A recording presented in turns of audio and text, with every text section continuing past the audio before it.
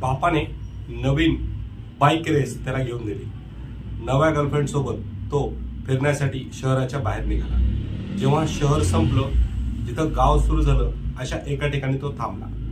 थांबल्यावर तो गर्लफ्रेंडला बघायला, बघ तो चाललेला म्हातारा आहे, त्याचे कपडे कसे आहे बघ, आता मी त्यासोबत काय गंमत करतो बघ. आणि त्याने असं हाताच्या स्टाईलमध्ये बंदूक बनवली आणि म्हाताऱ्याला जोराने आवाज दिला, बाबा.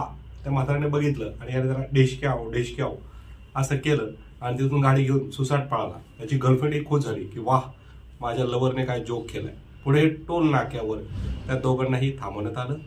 पोलिसांनी थांबवलं, चौकीत नेलं, बऱ्याच वेळेस बसून ठेवलं. मग थोड्या वेळाने तो म्हातारा व्यक्ती आला. तो म्हातारा व्यक्ती खूप पैशावाला होता. अक्षरशः त्या दोघांनी जोपर्यंत वकिलाला बोलवलं नाही आणि 100 उठाबशा काढल्या नाही, तोपर्यंत त्या दोघांना माफी देण्यात आली नाही. त्यामुळं अंगातली